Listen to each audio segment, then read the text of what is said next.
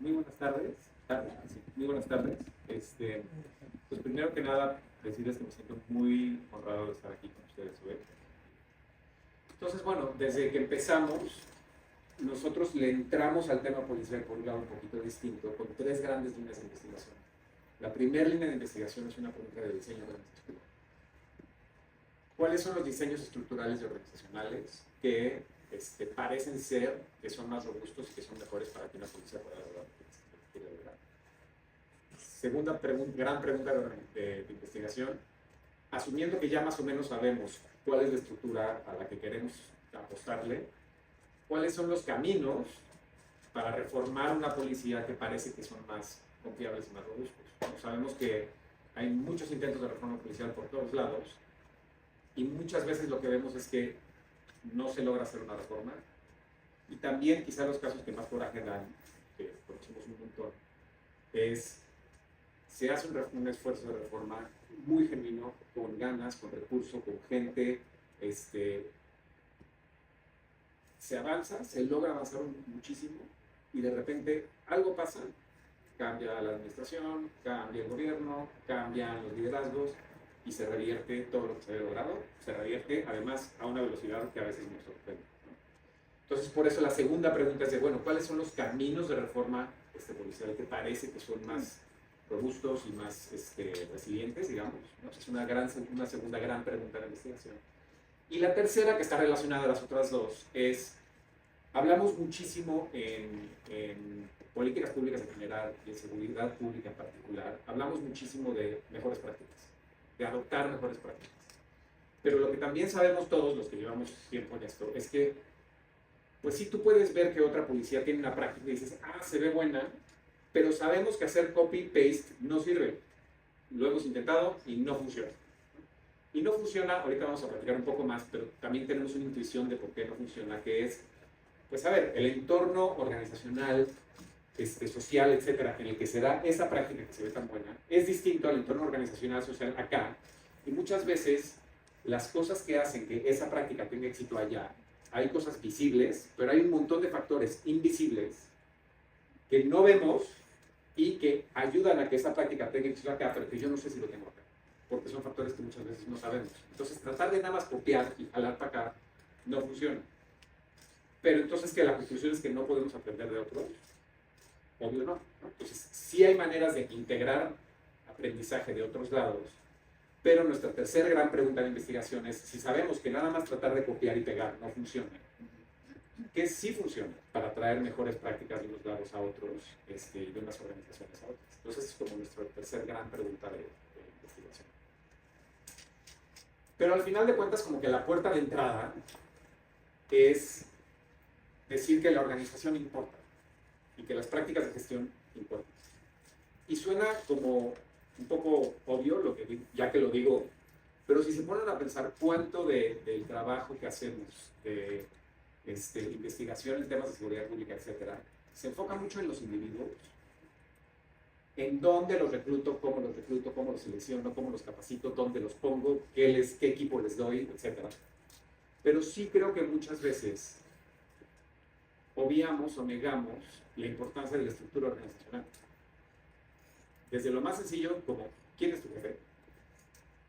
¿Quién es tu jefe? ¿Qué tan importante es para la experiencia de cada uno de ustedes quién es su jefe en un momento? ¿No? ¿Quién es tu jefe? ¿Qué incentivos te dan? ¿Cómo te evalúan? ¿Cómo está tu estructura de trabajo? Los temas estructurales y organizacionales importan muchísimo. Y sin embargo, en general, en la investigación de seguridad pública, los temas organizacionales y estructurales tienden a no tener tanta prominencia. Entonces, como que nosotros dijimos, bueno, lo que podemos aportar nosotros, y dado sobre todo el trabajo que yo hago en mi trayectoria, fue traer este lente más organizacional y estructural a entender cómo diseñar mejores policías y cómo planear mejores procesos de reforma policial. Entonces, como que nuestro punto de partida es decir, la configuración organizacional y las prácticas gerenciales de una fuerza policial determinan en gran medida el comportamiento y desempeño socialmente. Esa es como que nuestra hipótesis de partida. Que ya que lo leemos, no suena controversial, pero a mí me llamó mucho la atención cuando empecé en este trabajo, que es un ángulo que no muchas veces se toma tan en serio. Entonces, pues digo, gracias a eso creo que hemos podido colaborar y hemos podido tener una aportación. Entonces, bueno, partiendo de las distintas, digamos, preguntas de investigación que les platicaba, para darles algunos ejemplos del tipo de trabajo que hemos hecho, y digamos de dónde se informan nuestro entendimiento actual y nuestros aprendizajes actuales de qué necesitamos para tener mejores estructuras policiales en México. Por ejemplo, ¿no? Uno de los trabajos que hicimos y uno de los lugares donde empezamos, pues decir, bueno, vamos a entender un poco más de qué necesitan y cómo se reforman las policías en el país. Hicimos, por ejemplo, un esfuerzo de hacer más de 750 entrevistas en muchísimas policías del país, en distintos lugares del país. Empezamos obviamente con académicos, expertos, etcétera, pero sobre todo 700 personas que eran entre personal administrativo, líderes de organizaciones policiales, obviamente policías y elementos de campo, etcétera. Y donde pues, estamos tratando de entender cuáles son los principales retos organizacionales, cuáles han sido las digamos, iniciativas más importantes que han intentado implementar, en qué han tenido éxito, en qué han tenido éxito, en fin, ¿no? Es una de las cosas que hicimos. Levantamos 9 estudios de caso de profundidad de intentos genuinos de reforma policial en distintos lugares del país. Entonces, hicimos estos levantamientos de casos de estudio de profundidad de distintos esfuerzos de reforma, 9 en México, y lo complementamos con 2 esfuerzos muy también intensos de reforma policial en Estados Unidos, en California, la policía de Oakland y la policía de Stockton. Estos casos muy interesantes. Es otra de las cosas que hicimos. Y luego, lo dijeron un poco cuando me estaban presentando, hicimos un levantamiento, yo creo que el levantamiento más completo que se ha tratado de hacer en México, de hacer una base de datos para ver cómo están estructuradas las policías del país, porque parte de lo que pasa, cualquiera que ha tratado aquí de hacer análisis, es que no hay información. Uno trata de estudiar cómo están armadas las policías en México, y no hay información, no hay datos, y los datos que hay no son confiables. Entonces tratamos de primero ver, vamos a tratar de armar una base de datos con toda la información pública que exista. Jalamos información pública con peticiones de información al INAI y toda la danza. Hicimos una base de datos muy ambiciosa, juntando más de 25 fuentes entreabiertas y jalando con peticiones de información, etc. Hicimos esta base de datos muy, muy, muy grande. En donde sí hicimos una base de datos que la verdad es que sí es una base de datos muy robusta, pero al final de cuentas lo que nos pasó, ya que por fin teníamos la base de datos, es que dijimos, está muy bien, ya tenemos una base de datos de cómo se ve el cascarón de las policías desde afuera, cuántas patrullas tienen, cuántos elementos dicen que tienen, cuántos recursos han recibido, etc. Pero saber cómo está el cascarón por afuera no te dice nada de lo más importante, que es cómo están por adentro, cómo se administran, cómo se gestionan, qué prácticas organizacionales cómo han resuelto las grandes preguntas que tiene cualquier policía, que ahorita vamos a llegar a eso. Y entonces, como que después de todo el trabajo que fue hacer la base de datos, dijimos, pues esto no sirve de nada, tenemos que hacer algo más. Entonces diseñamos un instrumento más, que es el que voy a platicar un poco más, que es un instrumento que lo que busca es documentar con detalle cuáles son las estructuras organizacionales y las prácticas gerenciales por medio de las cuales las policías hacen su trabajo.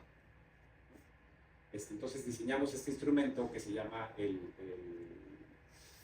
¿cómo le diremos en español? La encuesta de prácticas gerenciales, policiales, y está en inglés porque nos inspiramos en un instrumento que se ha usado para el sector privado, que se llama el World Management Survey. Entonces de ahí, ¿qué es lo que hace este instrumento? Este instrumento lo que hace es que dice, a ver, cualquier policía, el tamaño que sea y en donde esté, tiene que responderse a sí misma, cuando menos, 5 grandes preguntas. La primera pregunta es, ¿cómo voy a armar mi operación? O sea, ¿cómo voy a determinar en dónde pongo a mis elementos, cuándo y cómo me aseguro que estén? La segunda gran pregunta es, ¿cómo superviso el desempeño? ¿Cómo me aseguro que mis elementos están haciendo lo que se supone que tienen que hacer? Y cómo además los motivo y cómo ¿no? los evalúo, etc. La tercera es, ¿cómo defino mis objetivos? ¿Qué objetivos vamos a escoger como organización? ¿Cómo los voy a comunicar? ¿Cómo le voy a dar seguimiento? Es una tercera gran pregunta que cualquier policía se tiene que hacer. La cuarta es gestión del talento. ¿Cómo recluto? ¿Cómo capacito? ¿Cómo cómo evalúo, cómo promuevo, ¿no?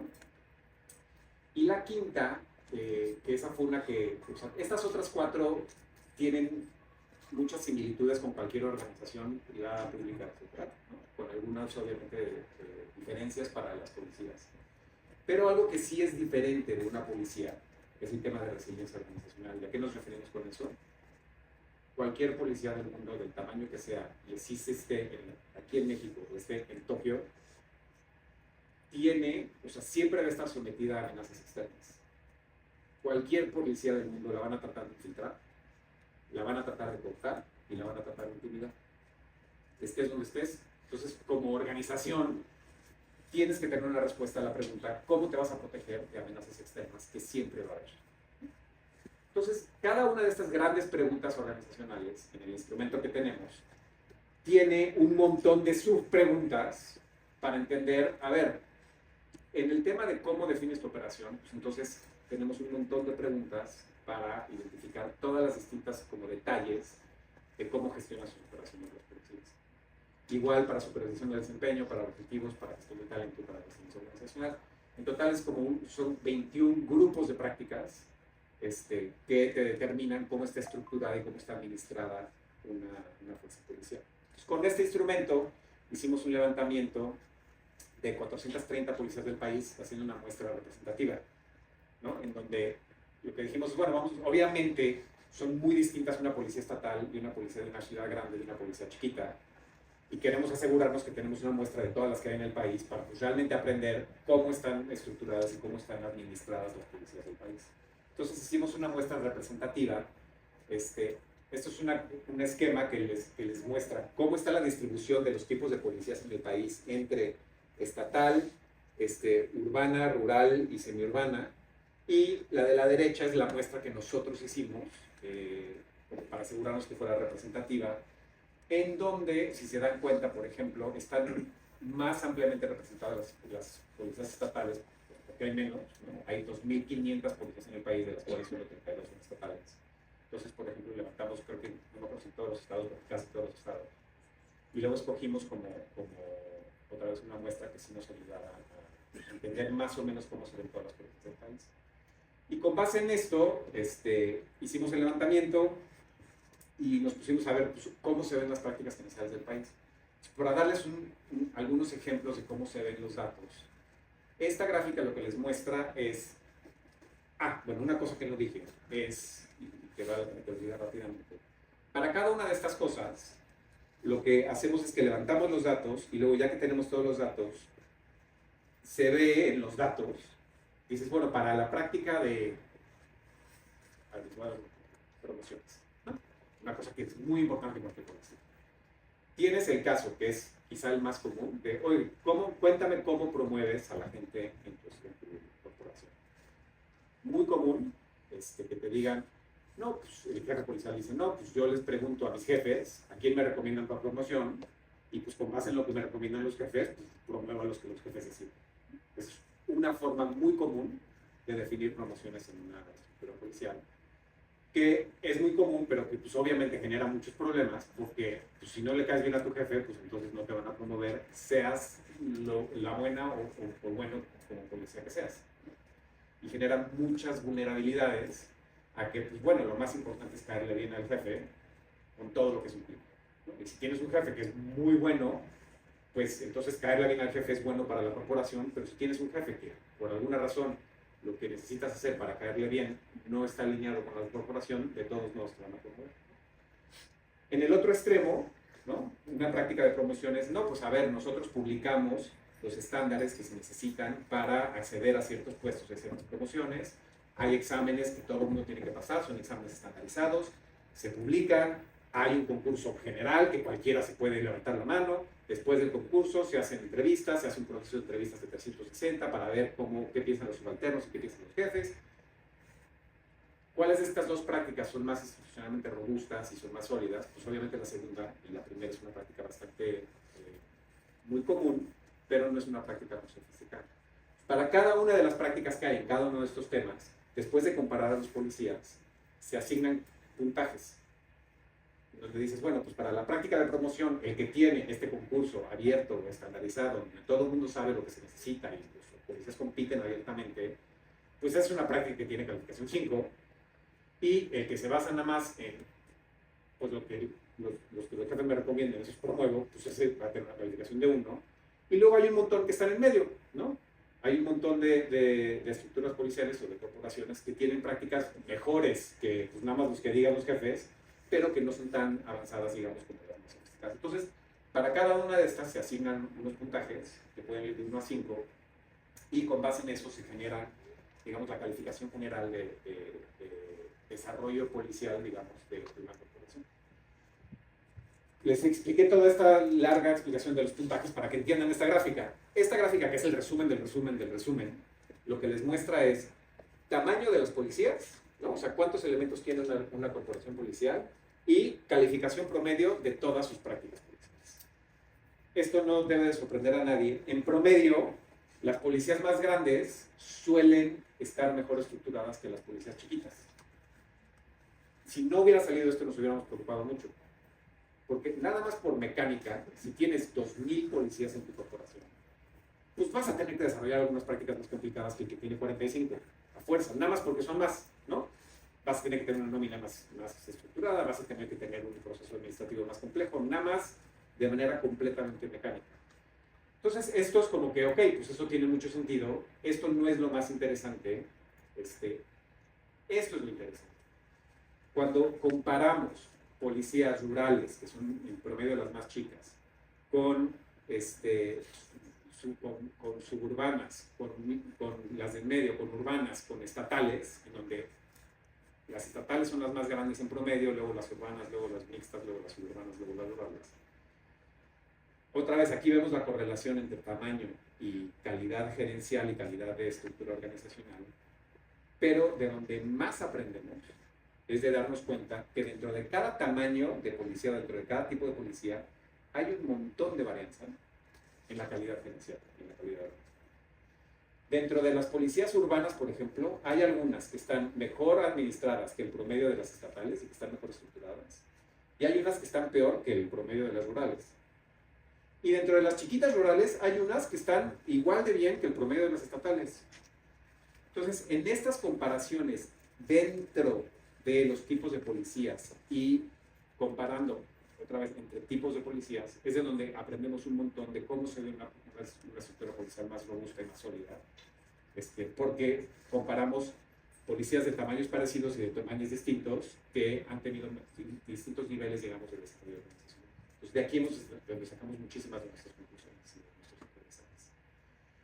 Analizando todos estos datos y todas estas prácticas y todos estos avances y digamos, iniciativas dentro de las 430 policías que evaluamos, al final lo que se destila es, esta gráfica lo que les muestra es, en cada uno de las 5 grandes pilares, digamos, de organización policial, aquí están mapeadas las 430 policías del país que muestramos. Entonces aquí pueden ver cómo, digamos, cada línea, digamos, cada una de estas líneas es una estructura policial y cómo le fue en cada uno de estos 5 pilares. Una de las cosas más interesantes que vimos cuando mapeamos las cosas así, que no se alcanza a ver muy bien en los colores, pero es lo que van a darse cuenta, es que es muy, muy, muy, muy raro que haya una policía que esté súper avanzada en cómo fija objetivos y que sea fatal en el tema de gestión de talento. Es muy poco común eso. Lo que es más común es que estén bien parejitas. O eres bastante básica en todo lo que haces, o eres intermedia en todo lo que haces, o eres bastante avanzada en todo lo que haces. Lo cual, ahorita vamos a entrar en por qué pasa eso, pero desde el punto de vista como casi matemático, pues no tendría que ser así. En teoría, tú podrías estar muy avanzado en tu operatividad, pero en temas de gestión de talento a lo mejor no eres tan bueno, pero en temas por ejemplo, de cómo fijas objetivos, podrías estar, ¿no? En teoría, tú podrías estar muy avanzado en unas cosas, pero no en otras. Pero en la práctica no será eso. Ahorita vamos a platicar un poco de por qué. Pero esto creo que les da una idea del trabajo que hemos hecho para entender cómo se ve una estructura policial mejor desarrollada y además explicar por qué, ¿no? ¿Qué es lo que lleva a que una policía pueda estar más sólida y pueda estar más desarrollada? ¿Qué es lo que hemos aprendido? Y aquí es en donde como que ya resume un poco de lo que hemos hecho. Con todos esos datos, lo que salió de los datos es como 3 arquetipos de estructuras policiales. Hay un arquetipo de una estructura policial de nivel de desarrollo básico, un arquetipo de estructura policial de nivel de desarrollo medio y un arquetipo de estructura policial de desarrollo organizacional avanzado. ¿Y por qué pasa esto que les estaba diciendo de que no estés muy avanzado en las cosas, de que estés muy, ¿por qué no se da que estés muy avanzado en las cosas y en otras? Por esto que dice aquí de las complementariedades entre prácticas organizacionales. ¿Qué es lo que pasa? Que, por darles un ejemplo que pasa muchísimo, ¿no? Platicamos mucho con la Secretaría, tenemos varios productos con la Secretaría de Ejecutivo. Llega la policía municipal del que ustedes quieran a pedir recursos federales y le dicen, oye, quiero lana para cámaras, quiero poner cámaras en el negocio. Muy común. Pues ok, está bien. Como sabemos, tener una estructura de cámaras es una práctica bastante avanzada en muchos temas. Tú puedes poner cámaras, pero si tú no tienes atrás de las cámaras un grupo de analistas que puede estar todo el tiempo analizando lo que está pasando en las cámaras y además entendiendo cómo interpretar todos los datos que te están jalando las cámaras. Porque pones cámaras y tienes ojos, pero entonces también vas a tener un océano de datos que ahora tienes que analizar, y tienes que interpretar, y tienes que entender. Y luego de ahí, tú tienes que tener las prácticas. No solo tienes que tener el personal y las prácticas para observar los datos, sistematizar los datos, analizarlos, interpretarlos y entenderlos, sino que de ahí tienes que tener las prácticas para traducir todo eso en una implicación operativa y táctica. Y además poderlo hacer con la velocidad que te obliga el haber invertido en cámaras. Y luego de ahí, ya que lo tradujiste a una, digamos, decisión operativa de táctica, tienes que tener la capacidad de decir, ¿cómo le hago para asegurarme de que la orden que di sí se ejecutó? Y que lo que dijimos que tenía que pasar en la operación sí pasó. Y para asegurarme de que el que fue sí hizo lo que le pedimos que hiciera. Y que luego se regresó y que aprendimos y que cerramos el ciclo de gestión, ¿no? Entonces, una práctica que es aparentemente tan clara como nada más poner cámaras, para que funcione necesita 10, 11, 12, 14 otras prácticas organizacionales que la soporten y que genuinamente la ayuden a que sí cumpla con lo que se supone que tiene que cumplir. Por darles otro ejemplo, el tema de Comstat, ¿no? A ver, vamos a tener un sistema de localización para identificar hotspots y para decidir dónde vamos a poner los policías con el tiempo según cómo se da la criminalidad. Está muy bien. Quiero poner Comstat y quiero poner hotspots. Muy bien. Pero entonces tienes que tener todo lo demás. Tienes que tener cómo vamos a levantar los datos, cómo vamos a interpretar los datos, cómo vamos a traducir esos datos en implicaciones operativas, cómo vamos a asegurarnos que las instrucciones tienen claridad y se dan, cómo vamos a asegurarnos que los policías tienen los incentivos para hacer el trabajo que se puede hacer, cómo vamos a asegurarnos que vamos a tener aprendizaje entre todos, todas esas cosas. Entonces, algo que otra vez parece ser que es nada más una práctica, que es hacer hotspots, requiere de una constelación de otras prácticas organizacionales que si no tienes esas otras desarrolladas, pues no vas a poder hacer hotspots por ejemplo. Y esa es la razón por la que muchos o avanzan en todo o no avanzan en nada normalmente. Porque, pues voy a copiar nada más esta, la trato de copiar, que es una práctica avanzada, y a la hora que lo trato de hacer me doy cuenta que no puedo, porque todas esas otras cosas que necesitas para que esa una práctica tenga éxito, tú no lo has desarrollado como corporación. Entonces, ese es el tema de complementariedades positivas y también complementariedades negativas, ¿no? Platicábamos hace rato del tema de cómo promueves elementos. Pues hay ciertos sistemas de incentivos y de motivación y de evaluación de policías que solo le puedes pedir a un policía que genuinamente cumpla con todas las órdenes que le das en la partida, etcétera, si él confía en sus jefes, por ejemplo. Pero si tú quieres tener esa práctica, pero el policía no siente que puede cumplir en sus jefes porque sabe que lo promovieron, porque es cuate de no sé quién, pues entonces vas a tener dificultad en tener una práctica operativa muy avanzada porque pues, no hay la confianza en la institucionalidad y en quiénes son los jefes que dictan las órdenes para poder hacer eso. Entonces también hay complementariedades positivas, significando que Hay cosas que haces que una vez que haces eso te ayuda a empujar todas tus otras prácticas hacia el mejorar. Y hay decisiones que tomas, y una vez que tomas eso, de hecho te limitan la capacidad de avanzar en otras prácticas, ¿no? El tema de promociones es una de ellas, ¿no? Si decides que vas a promover gente de esta forma, híjole, pues te va a limitar en muchas otras cosas que a lo mejor quisieras hacer, porque esta decisión que tomaste en esta práctica te va a limitar en otras cosas. Entonces eso se refiere al tema de complementariedades positivas y negativas. Entonces, lo que hemos estado trabajando durante ya, después de esta investigación, mucha parte de nuestro trabajo ha estado enfocado en esta pregunta, que es, dado que no puedes ser avanzado en unas cosas y básica en otra, entonces, ¿cuáles son los caminos que te pueden llevar a ser de básica en todas, a ser intermedia en todas y luego ser avanzado en todas? ¿Cuáles son los caminitos que sí te llevan? Y cuáles son los caminos que no te llevan a poder desarrollarte organizacionalmente de una forma coherente y confiable. Entonces, esta pregunta de cuáles son las trayectorias de desarrollo policial, si se está acabando la vida, si quieres se la paso. ¿Sí me oyen, no? Entonces, digamos que eso es a lo que nos hemos estado enfocando desde entonces, que es entender, a ver, no se trata de copiar mejores prácticas, porque eso no funciona. Se trata de entender dónde estamos hoy y cómo mejoramos nuestra práctica hoy para avanzar al siguiente nivel de desarrollo organizacional, dado lo que necesita nuestra corporación y dado lo que queremos lograr colectivamente. Bueno, entonces esto es como que una gran introducción a todos los temas que hacemos. Sé que es un poco técnico, pero por darles ya hemos hecho 1000 análisis para ver si efectivamente sí importa tanto como pensamos.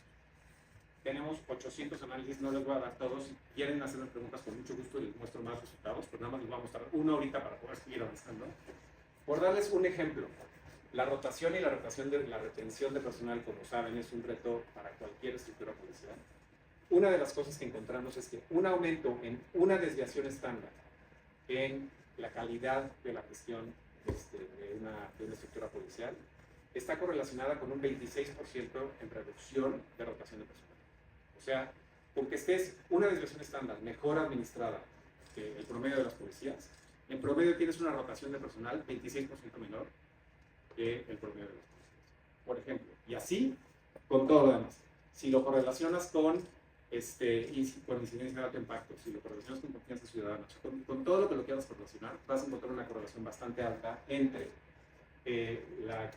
digamos que tu nivel de desarrollo organizacional y las cosas que nos importan como corporaciones policiales.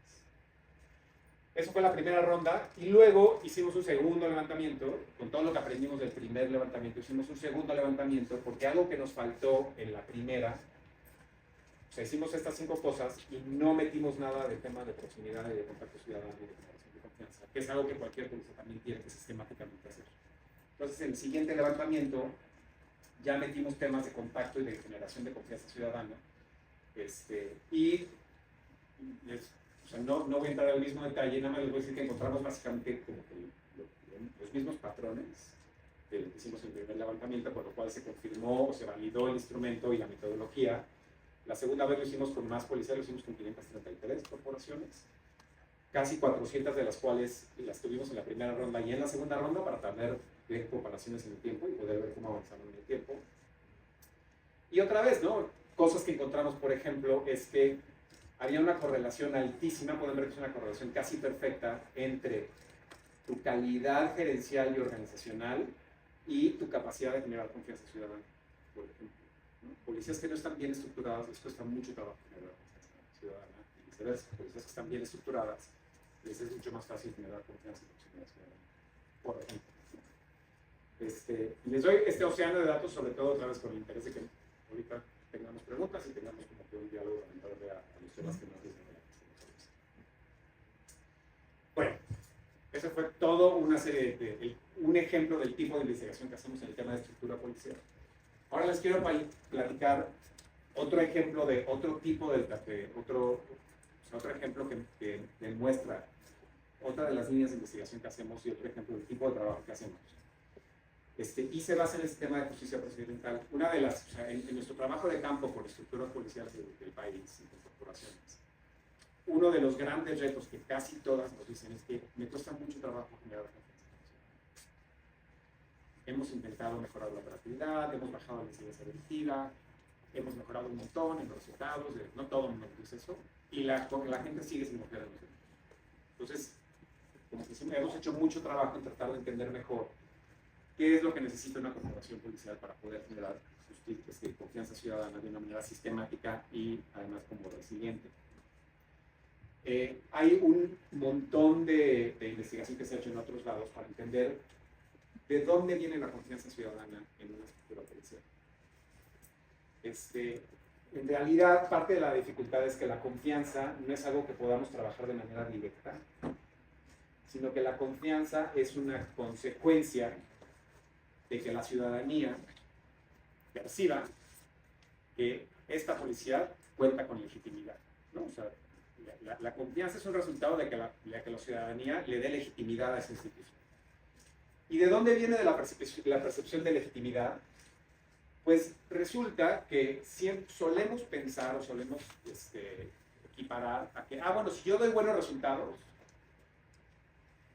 como según los definamos, que normalmente pensamos que dar buenos resultados es bajar la incidencia delictiva.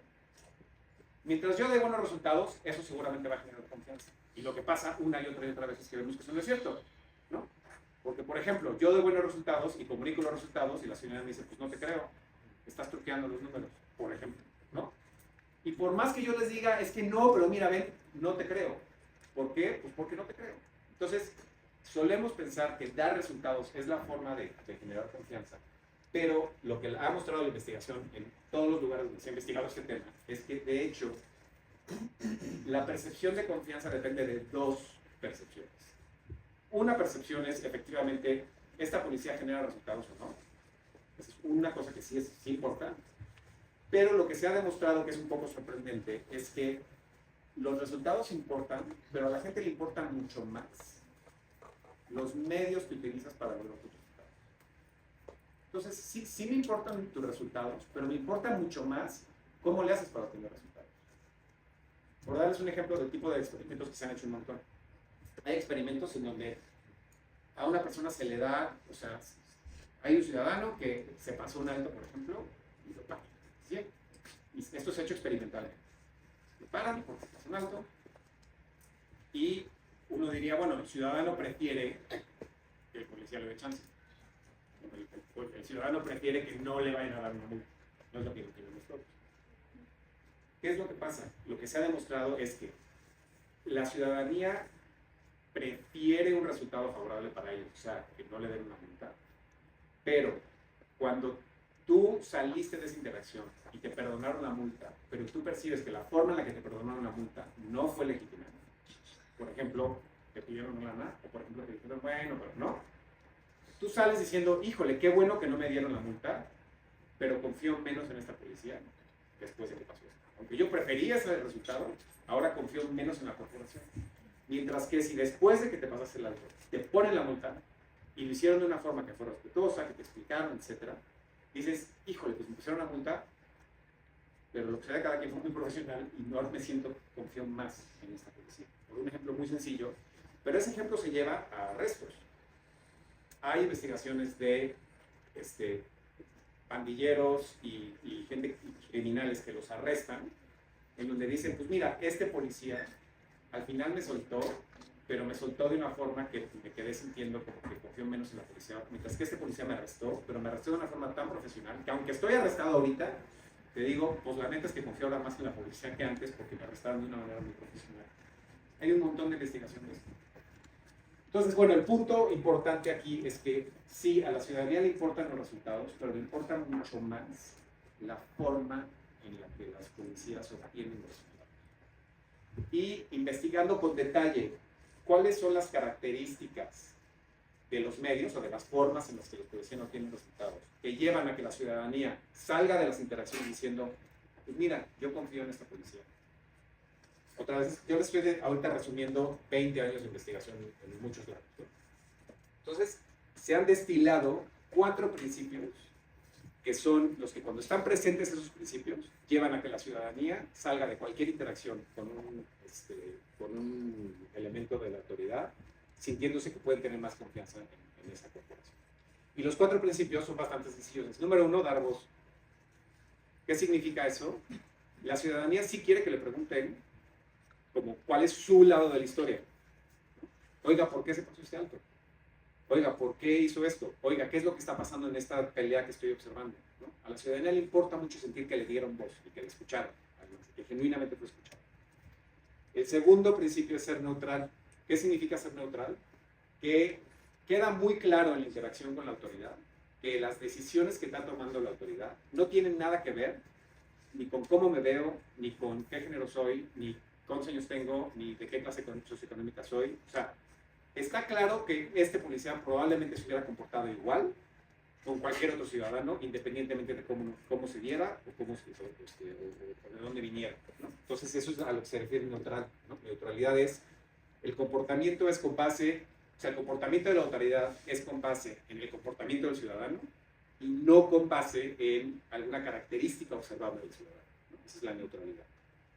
El tercer principio es el respeto, que es, la gente quiere que la traten con dignidad, obviamente, ¿no?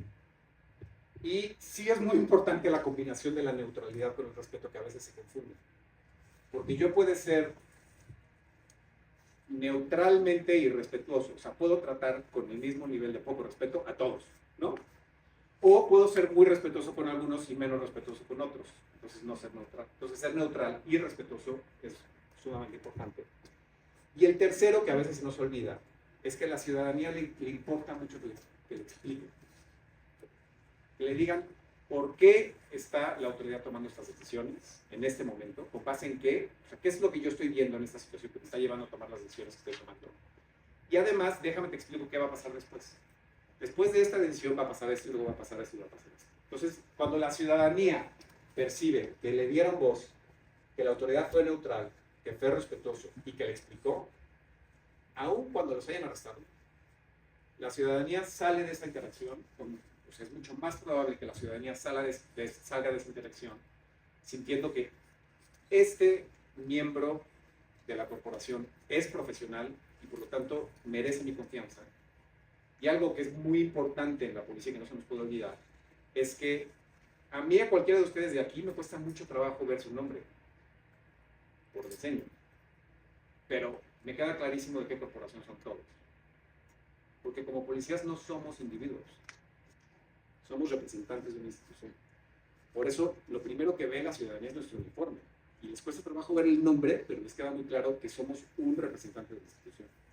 Entonces, algo que pasa en la policía, que por ejemplo no pasa tanto en un servicio de atención al servicio a clientes de cualquier otro lado, es que en atención a clientes sí solemos decir mucho más, fue la persona, este que me atendió es bien buena gente. En la policía no, en la policía somos tan sólidos o tan débiles como el más débil de nuestros elementos. Somos tan confiables como el menos confiable de nuestros elementos. Yo ahorita voy a revisar este tema. Entonces, si un policía se comporta con justicia procedimental, la percepción del ciudadano es, pues todos deben ser igual, ¿no? Entonces, bueno, este resumen de la investigación de qué es lo que lleva a que una policía tenga confianza ciudadana, la pregunta con la que nosotros entramos a esta investigación es decir, bueno, ¿les podemos enseñar a los policías cómo integrar estos principios de justicia procedimental en México? Entonces hicimos una alianza con la Policía de la Ciudad de México, en donde dijimos, bueno, vamos a tratar de capacitar a 1000 policías de la Ciudad de México para ver si genuinamente pueden integrar la justicia procedimental en cómo hacen su trabajo. Y dijimos, a ver, para que una capacitación funcione, necesitan pasar 3 cosas. Y si no pasaron esas 3 cosas, no es suficiente. Para que una capacitación genuinamente funcione, número 1, los policías tienen que entender lo que les tratamos de explicar, ¿no? O sea, se tienen que acordar después y tienen que entender lo que se les explicó, ¿no? Eso es una cosa que es necesaria, pero no es suficiente, porque si lo entendieron, pero dijeron, eso no sirve, no sirvió de nada la capacitación, aunque lo hayan entendido. Tienen que entenderlo, pero también lo tienen que internalizar. O sea, tienen que decir, ok, no solo lo entiendo, sino que además esto me cambia cómo yo pienso en lo que significa mi trabajo, ¿no? O sea, sí genuinamente me cambia mi entendimiento de cómo yo quiero ser como elemento de la policía. incluso si pasan esas dos cosas, no es suficiente, porque la tercera cosa también tiene que pasar, es que tengo que cambiar mi comportamiento. Yo puedo entender e incluso internalizar algo, pero a la hora de salir a la calle, no cambiar mi comportamiento por 1000 otras razones que pueden incluir quién es mi supervisor, 1000 cosas. Entonces dijimos, bueno, vamos a hacer la capacitación y vamos a tratar de medir si genuinamente la capacitación funciona logrando estos 3 efectos. Entonces, pues lo medimos de distintas maneras. Para ver si lo entendieron, hicimos encuestas. Para ver si lo internalizaron, ahorita les platico la metodología que hicimos, perdón. Y para ver si sí cambiaron su comportamiento, hicimos una cosa bien interesante que fue como el usuario simulado. No sé si alguna vez ustedes han estado en una cosa de usuario simulado, de que vas a una tienda y hay muchas tiendas que hacen usuarios simulados. Hicimos un ejercicio de usuario simulado con la Policía de la Ciudad de México, en donde había llamadas de servicio, llegaba el policía a la llamada de servicio y no sabía que estaba interactuando con actores profesionales, que estaban haciendo la misma cosa con todos los policías que llegaban a la llamada de servicio y que los estábamos filmando y los estábamos grabando, para ver si los policías que habíamos capacitado sistemáticamente manejaban mejor esa situación que los policías que no habíamos capacitado. Entonces hicimos todas estas cosas. La capacitación, importante, una de las cosas que aprendimos es que las codiseñamos junto con los policías. Muchas veces las capacitaciones vienen de un académico como yo, que no tengo ni la más remota idea de la realidad del campo de ustedes. Entonces, una de las cosas que hicimos que fue muy importante es codiseñar las capacitaciones con policías de la Ciudad de México y que ellos nos dieran los ejemplos y que ellos nos dieran el lenguaje y que ellos nos dieran los videos que usábamos en las clases para explicar las cosas. Y luego lo que hicimos fue de 60 sectores de la Ciudad de México, más bien, en la Ciudad de México hay 72 sectores, escogimos 60 y hicimos un volado. De los 60, 30 se fueron a recibir capacitación y 30 no reciben capacitación, para poder comparar los que sí con los que no. De los 30 sectores en capacitación de manera igual aleatoria, escogimos 1000 policías. Y luego de los 30 sectores que no reciben capacitación, escogimos aleatoriamente 1000 policías, para poder comparar los 1000 policías que aleatoriamente sí los capacitamos con los 1000 policías que aleatoriamente no capacitamos, para genuinamente ver si de veras la capacitación funciona. Y el resumen, bueno, platicando un poquito del corazón de esta capacitación. El corazón de la capacitación es tener un diálogo durante varios días con los elementos de la corporación, en donde genuinamente tenemos un diálogo de por qué sí importa la confianza. Y por cierto, el diálogo empieza por preguntarles a los, o sea, empezamos diciendo, oigan, a ver, la ciudadanía reclama mucho que la confianza policial, que la confianza en la policía, todo el tiempo la reclama. Punto y aparte, ¿ustedes confían en la ciudadanía? Por supuesto que no. Claro que no confío en la ciudadanía. ¿Por qué no? Porque todo el mundo quiere salirse con la suya, todo el mundo quiere que la ley aplique a los de allá y no a mí, todo el mundo quiere corromperme, todo el mundo me quiere convencer, ¿no? Entonces, no, claro que no confío en la ciudadanía, ¿no? Entonces, la cooperación empieza ahí. Y llevamos la conversación a lo que es uno de los aprendizajes centrales de toda la investigación que hemos hecho, que es, muchas veces hablamos de la confianza ciudadana como, hombre, sería muy bueno, si además de ser buenos en la operatividad, construimos confianza ciudadana. La realidad es que no podemos tener buena operatividad si no tenemos confianza ciudadana. Si no tenemos legitimidad de confianza ciudadana, siempre estamos ciegos, porque nadie nos cuenta lo que está pasando, porque nadie nos da información, porque no nos hablan cuando necesitan algo. Entonces, si no construimos confianza, primero, no podemos ser eficaces operativamente. Entonces, como que una de las cosas a las que se llega, las que llevamos en la capacitación es a que los policías, ellos solitos, nosotros no les decimos esto, ellos solitos, en el diálogo entre ellos, llegan a la conclusión de que pues es que sí, si no confían en nosotros no podemos hacer nuestro trabajo. Y luego después de que ellos solitos llegan a esta conclusión, entonces ya podemos decirles, ok, ¿qué es lo que hemos aprendido de cómo construir confianza? Los 4 principios que yo les expliqué. Y luego vamos también a hablar de que no está fácil. No está fácil porque la relación con el trabajo policial es muy complicado. La relación con la ciudadanía sí es complicado. Y además cargamos una historia institucional que aunque tú personalmente no has hecho nada para merecer la herencia, pues hay una herencia histórica que cargas en el uniforme y que tienes que estar consciente cuando estás en la calle con la ciudadanía. Y hay herencias que son positivas y hay herencias que ni modo, la cargas con esa ingreso, una herencia positiva, pero es parte de la realidad que te toca, con la que te toca vivir. Entonces, digamos que esa es la estructura de la capacitación. Y hay un tema bien importante que lo empecé a decir hace rato y que lo reflexionamos mucho con los compañeros, que es la confianza ciudadana es como una cuenta de banco. Es una cuenta de banco compartida, en donde cualquier policía que hace bien su trabajo genera un depósito para todos. Todos nos beneficiamos del depósito que hizo la compañera que hizo un buen trabajo en esa intervención. Pero cuando un policía hace mal su trabajo, a todos nos lastima. Con la injusticia, porque es injusto, pero así es, que los depósitos son chiquititos.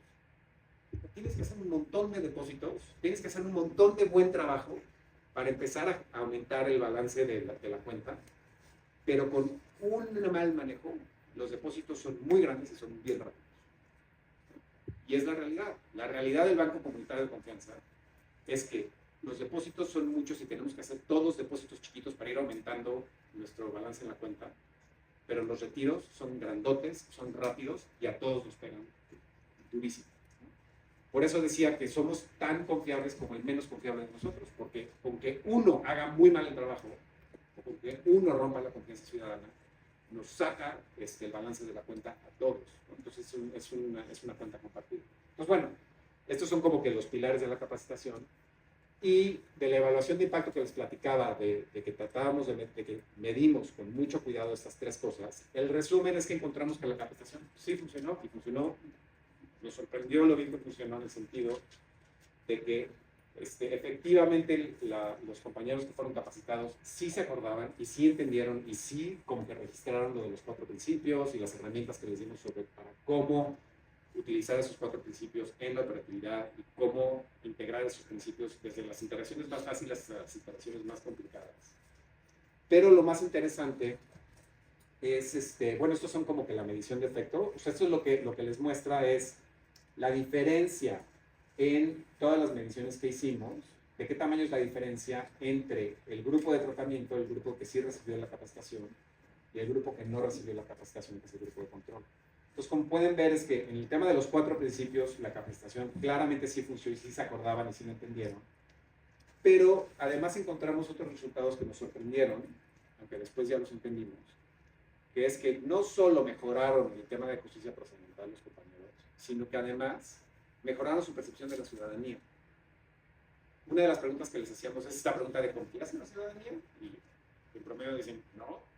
A los que capacitamos, cuando los evaluamos 6 meses después de la capacitación, los policías capacitados eran mucho más probables que dijeran, pues fíjate que sí.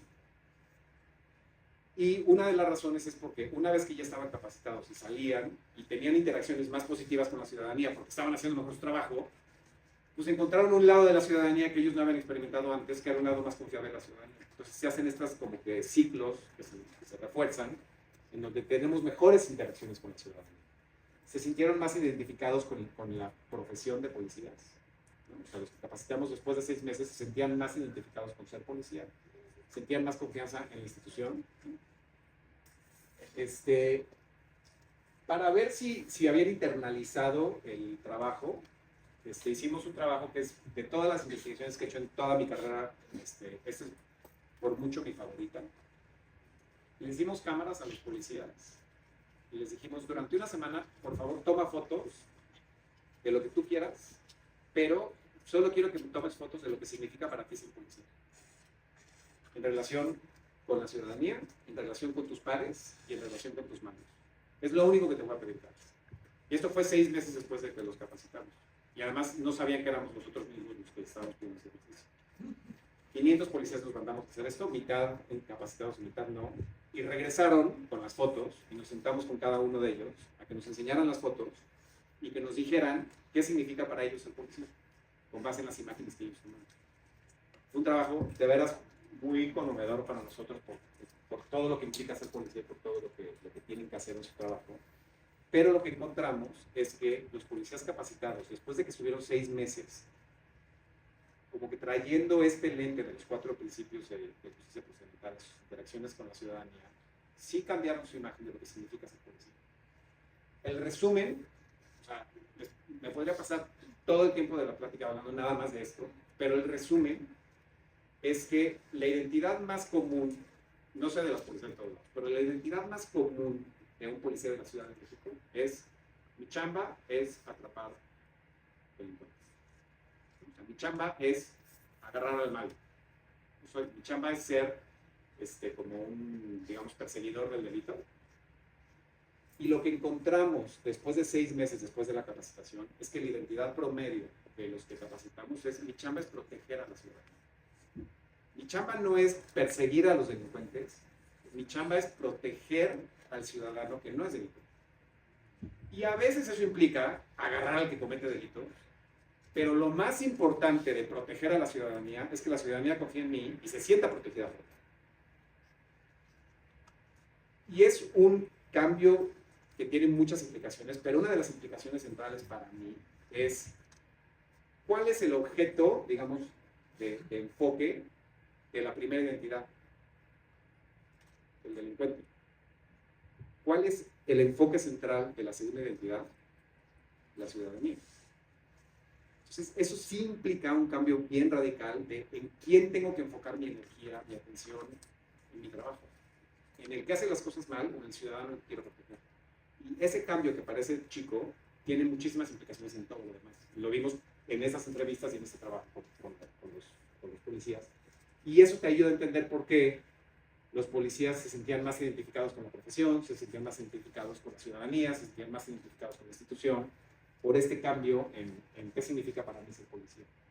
Entonces, bueno, medimos esto, y luego la otra cosa que hicimos fue esto que ya les platiqué del usuario simulado, en donde con otros 500 policías hicimos estas interacciones con actores, en donde en la interacción estaba un policía que había llegado a la llamada de servicio, y había 2 actores, uno que estaba actuando como el que estaba acusando al otro, y tal, si quieren les doy un poquito de los detalles porque sí está divertido, y el otro estaba actuando como el que estaban acusando. Después de pilotear un montón de cosas, escogimos 2 tipos de interacciones, y creo que van a entender luego por qué. Una de las 2 interacciones era que había un chavo de edad entre 16 y 18, que se veía como un chavo de barrio, de banda, así, ¿no? Con su sudadera con capucha y así. Y una señora muy conservadora que le habló a la policía porque este chamaco está tomando fotos aquí y han estado robando coches aquí y seguro se quiere robar los coches. Y está tomando fotos de los coches. Entonces, señor policía, por favor, llévelo. Y el chavo diciendo: pues yo nada más estoy aquí, ¿no? No estoy haciendo nada. Esa era una de las interacciones. Y la otra interacción era muy similar, nada más que la ciudadana acusada era una mujer trans, ¿no? Que era un hombre vestido de mujer, ¿no? que era trans. Y una señora conservadora, perdón por el lenguaje, diciendo: lleves este puto de aquí porque mis hijos también caminan por aquí y no quiero que vean esto. Y esta se está encuadrando aquí. Y la otra decía: no, yo nada más estoy caminando por aquí, ¿no? Entonces, si quieren regresamos a platicar más de esto porque está muy divertido, tiene 1000 capas, pero es una situación que suenan sencillas, pero es una situación que es muy, al mismo tiempo, complicada para el policía, porque, número 1, el policía en su fuero interno tiene que estar de uno de los 2 lados, a fuerza. O le crees a este o le crees a esta, pero no le puedes creer a los 2. Y con base en eso, pues vas a tomar decisiones. Entonces, al mismo tiempo hicimos esta interacción porque, aunque nos ayudaba a entender si los policías habían aprendido a usar justicia procedimental o no, la probabilidad de que acabara a golpes era mucho más baja, la probabilidad de que alguien acabara en problemas era más baja y lo podíamos monitorear mejor. Entonces, bueno, hicimos esto y lo que encontramos otra vez es que sistemáticamente los policías que capacitamos manejaron mucho mejor estas interacciones que los que no capacitamos. Lo cual después lo podemos extrapolar a situaciones también más complejas. Entonces, bueno, este es otro ejemplo del tipo de trabajo que hacemos y lo que hemos aprendido, ¿no? Cierro este paréntesis y les platico rápidamente de otras 2 cosas que hemos hecho, y ya con eso paro. Otra de las grandes preguntas que nos hicimos es, bueno, ¿cómo aprende un líder policial a ser líder policial? ¿Y qué significa para un líder policial ser líder policial? una de las cosas que más me han impresionado a mí en los años que llevamos en este trabajo es la soledad del líder policial. Y que como líderes policiales no sentimos que tenemos a quien contarles de las cosas que estamos viendo, porque nadie nos entiende. A mis subordinados no les puedo platicar, a mis jefes pues no siento que les puedo platicar mucho porque pues, al final de cuentas me están evaluando. Entonces, hay una gran soledad en el liderazgo policial. Entonces hicimos un trabajo de entrevistar a 90 jefes policiales en todo el país para entender cómo sus retos de liderazgo, dónde aprendieron a ser líderes, cómo aprendieron a ser líderes, qué significa para ellos ser líderes policiales. Entonces, es otro trabajo que hicimos. Y luego otro trabajo que también hemos hecho es trabajar también en la alianza con la Ciudad de México en la implementación de esta metodología de alto al fuego, que no sé si algunos de ustedes han ido a hablar de alto al fuego en la Ciudad de México, ¿no? Levanten la mano si alguien ha ido a hablar de alto al fuego en la Ciudad de México. Bueno, tenemos que hacer un trabajo. Alto al fuego es una metodología se llama disuasión focalizada de la violencia. Es una metodología para frenar ciclos de violencia entre pandillas. Normalmente, y es algo que hemos validado también en México, cuando hay una crisis de homicidio en una ciudad, en un municipio, lo que sea, normalmente, aunque muchas veces pensamos que es un fenómeno geográfico, en realidad normalmente son ciclos de violencia que se dan por ciclos de victimización y de venganza entre grupos que se conocen y que se están dando unos con otros, ¿no? Y que hay un ciclo de venganza que se refuerza a sí mismo. Entonces, y además aunque hay muchos homicidios, lo que normalmente pasa es que en cualquier ciudad los homicidios se concentran en un número muy chiquito de personas, que pertenecen a un número muy chiquito de grupos y que están en un número muy pequeño de lugares. El problema es que muchas veces es muy difícil identificar quiénes son esos individuos y cuáles son los grupos y en dónde están los lugares. Entonces, esta es una metodología para hacer una colaboración interinstitucional para identificar, otra vez, cómo focalizamos el esfuerzo. Entonces, eso es alto al fuego y es un trabajo que hemos hecho en la Ciudad de México. La metodología se diseñó originalmente en Boston, hace como 20 años, 25 años, en lo que se llamó el Milagro de Boston. Luego de ahí se ha replicado en otras ciudades, incluyendo Oakland, incluyendo Stockton, incluyendo Baltimore. Entonces lo que hicimos fue tratar de ver si se podía adaptar la educación focalizada al contexto latinoamericano, empezando por el contexto mexicano. Y fue el trabajo que hicimos con la Ciudad de México. Empezamos, buscamos como sectores en la Ciudad de México que tenían una crisis de homicidios, y ahí escogimos Plateros por varias razones que ahorita no les voy a platicar.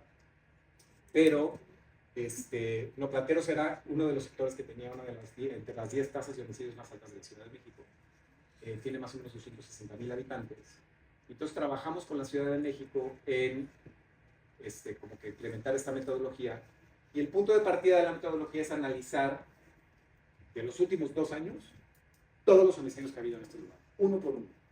Nos pasamos, no me acuerdo cuántos días, pero como una semana encerrados sin hacer otra cosa más que analizar uno por uno todos los homicidios que se han dado en este sector, y sentando en la mesa no nada más al policía del sector, sino también al analista de investigación y también gente de la fiscalía y también gente de servicios sociales y de la policía escolar, ¿no? Que cada uno tiene un pedacito de la película distinta, pero nunca se hablan entre ellos. Nos sentamos todos a la mesa y analizamos uno por uno todos los homicidios, donde cada quien dice, mira, yo lo que sé de este homicidio es este pedacito. Pues lo que yo sé es este otro pedacito y este otro pedacito. Y cuando analizas todos los homicidios de los últimos 2 años interinstitucionalmente, lo que te das cuenta, número uno, es que todos teníamos un pedacito de información, pero nadie teníamos la película completa. Y número dos, lo que parecían homicidios que iban pasando en el tiempo y que no estaban conectados entre sí, en realidad casi todos los homicidios, en este caso 80% de los homicidios, estaban conectados entre sí, a través de redes de personas y de grupos. El homicidio que pasó aquí está conectado con un homicidio que pasó 2 meses después, pero pues no habíamos encontrado la conexión por esta fragmentación de información y por la diferencia de tiempo. Pero ya que hicimos toda la película de los 2 años, te das cuenta que un porcentaje altísimo de los homicidios están conectados entre sí a través de los grupos y a través de las personas y a través de las venganzas. Y de este trabajo lo que te identificas, en el caso de Plateros, pasaron varias cosas, pero una, por ejemplo, es que no, pues en Plateros, ¿qué grupos hay? No, pues 2, por ejemplo, ¿no? El grandote y el grandote aquel. A la hora que analizamos los datos vimos que hay 18 grupos. que tienen alianzas y que tienen como que subcontrataciones con grupos más altos, pero los grupos son estos 18 chiquitos que están en estas guerras de venganza entre ellos. Y vimos que había 505 personas involucradas en estos 105 homicidios de alguna manera más directa o indirecta. Y con base en eso ya pudimos identificar quiénes son los que están genuinamente generando violencia. No sé si se dieron cuenta, pero el lenguaje de los generadores de violencia que empezó a usar el gobierno de la Ciudad de México, que ahora se fue al gobierno federal, empezó con alto fuego. Porque nos dimos cuenta a través del análisis que estas espirales de violencia, dentro de las espirales hay algunos individuos que son los que son especialmente activos y que son los que generan la violencia porque empiezan estas dinámicas de venganza. Y una vez que identificas quién es el generador de violencia, que enfocas en él, pues es mucho más fácil como que focalizar nuestros esfuerzos y tener mucho más impacto, porque entonces ya no tenemos que ir a todo el territorio y estamos todos desperdigados, sino que ya sabemos en quién nos tenemos que enfocar y a quién es al que tenemos que enfocar. Y a través de este trabajo, en el primer año y medio de trabajo en Plateros, bueno, eso es nada más para platicarles como que la complejidad de todas las alianzas institucionales que tuvimos que hacer para lograr armar todo la metodología, digamos, de Altafuego, que puedo regresar si quieren a platicarlo con más detalle, pero ya quiero parar porque quiero empezar como que las preguntas y respuestas.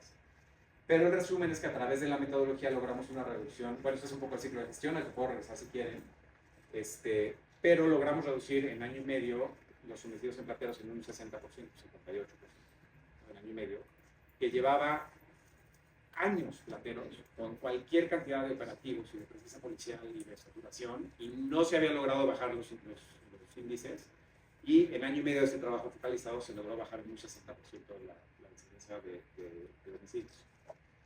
Bueno, ¿qué es lo que hemos aprendido de todos estos trabajos que llevamos haciendo en los últimos años? Primero, ¿no? O sea, lecciones para construcción de policías. Primero, la importancia de construir desde y con la sociedad civil, con el sector privado, con la ciudadanía. Si no construimos con ellos y desde ellos, es bien difícil que genuinamente podamos echar nuestro trabajo. Segundo, no se trata nada más de individuos, sino que las estructuras organizacionales importan muchísimo. Y si no atendemos la estructura organizacional, no importa dónde los reclutamos, cómo los capacitamos, qué equipo les damos, nuestros policías no van a poder triunfar. Sí necesitamos ocuparnos del tema organizacional.